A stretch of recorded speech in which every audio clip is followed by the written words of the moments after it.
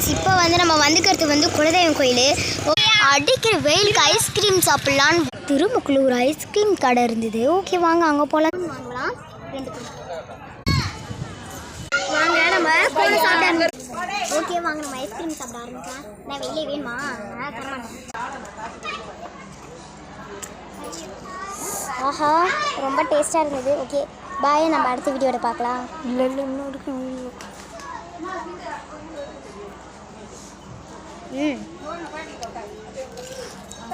என்ன பிரிக்கவே மாட்டேங்குது.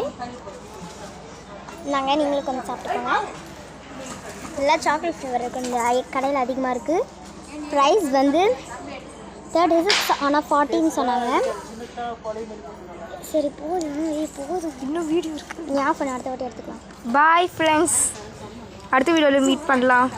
பாய். லைக் போட்டுருங்க மறக்காமல்.